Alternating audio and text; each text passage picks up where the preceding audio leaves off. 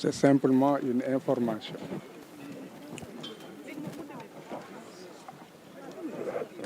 Voilà. Nous sommes dans une situation de non-droit. Tout le monde sait que le leader du PASTEF, Ousmane Sonko, notre client, a été encore une fois enlevé de chez lui avec une brutalité inouïe, indigne d'un état de droit. Manu Militari, il a été conduit au niveau de la BAG, Brigade des Affaires Générales, qui dépend de la DIC. Et curieusement, c'est la sûreté urbaine qui a procédé à son interrogatoire. Sous un prétexte fallacieux de vol d'un minable portable qui appartiendrait à une personne qui ferait partie des forces de défense et de sécurité. Après l'interrogatoire, tout le monde a pu constater que c'est un jour non ouvrable, que toute la procédure a été ficelée. Et lorsqu'on parle de complot d'État, certains ont encore à en dire, à en redire. Et actuellement, le procureur de la République a empêché les avocats de le voir. Et on se demande au nom de quel droit il le fait. J'ai toujours dit que dans ce pays, le problème, c'est le parquet. Et que résolument, il ne peut pas y avoir de réforme fiable et viable si, en fait, les pouvoirs exorbitants que le parquet utilise abusivement ne sont pas en fait remis en cause. Il est vrai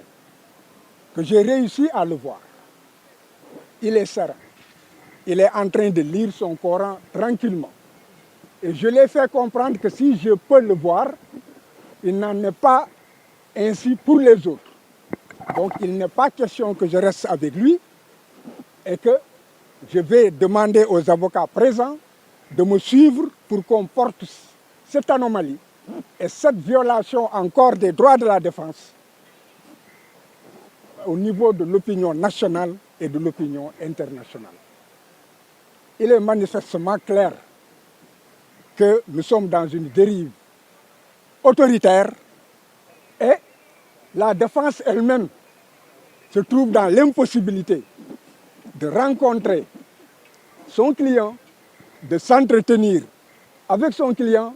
de le préparer à l'audition du juge d'instruction, et c'est un scandale. Il faut que l'opinion publique nationale et internationale se fasse une idée. Définitivement, dans ce pays, c'est l'autoritarisme. Dans ce pays, c'est la rupture définitive avec la démocratie et l'état de droit. Et nous sommes venus ici pour faire cette dénonciation afin que nul ne l'ignore. Je vous remercie. li ma bëgg a wax moom moo di li xew ci réew mi jéggi na dayo ñëpp gis nañu ni ñu këppatalee Ousmane Sonko ci ay tuuma yoo xam ne que gone sax bu fekkee ne que day tuuma day teg tuuma dina ko sanc dina ko nas te ba koy génnee dina nuru dëgg wante lii dafa di loo xam ne que dafa jéggi dayo ndax ku mel ni Ousmane Sonko ñu ne que dafa ñëw sàcc portable benn doxandéem boo xam ne xamuñu fu mu jógee xamuñu lu mu doon def buntu këram dégg nga ba pare xamuñu lu tax mu toog foofu naan dafay koy filmer te loolu ci yoon bu dee ci yoon ren lañ nekkoon kooku lañ waroon jàpp ndax amoo droit filmer nit te fekk joxu la autorisation ci kaw loolu lañ ko fi indee gis nañ ne que kenn liggéeyuloon tam xarit la te bu fekkee ne que xëy nañu ci yoon nit ñi dañuy dallu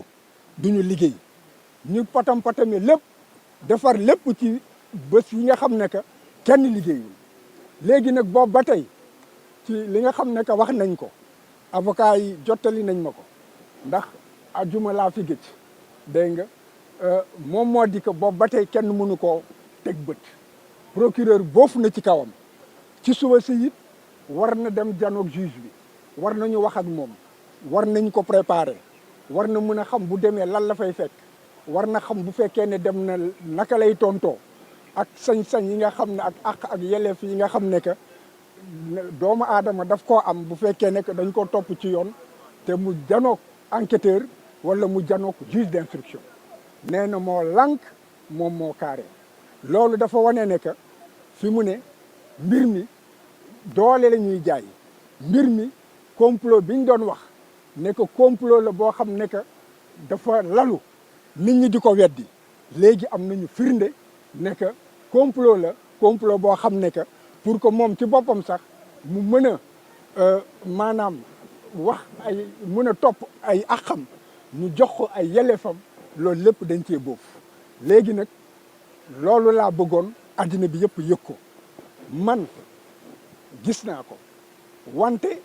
amul benn sañ-sañ ne que man rek maa ko war a gis ñëw naa fekk naa ko bureau nee naa ko munoo ma tere gis sama client mu ne ma demal ma ne ko bu fekkee ne que dem naa dégg nga dinaa ko gis dinaa wax ak moom ba ma ñëwee ba may dem benn avocat nekk fa woon benn avocat moom moo ma toppoon avocat bi di wax ak moom ma génn bàyyi leen fa ñëw gis Ousmane ne ko mbir mi nii la tëddee léegi nag man rek duma sa avocat man rek munuma laa gis il faut que ñëpp gis ak yow gisanteeg yow loolu laa la doon yëgal si léegi nag maa ngi koy tas ci xabaar yi addina bi yëpp xam ne que procureur li muy doxale tegu ko fenn te li mu def du yoon ñun ñëpp ñun nga war a toogandoo sottanteeg ñun xalaat ñu xam naka la ñu bu fekkee ne dem nañu kii bañ a jaar fii man ma jaar fële ma dem ba jaar feneen mu yàq sa défense mu ne ma loolu ànd naa ci kon boog demal looloo tax ma ñëw mu ngi foofu nag di liir alxuraanam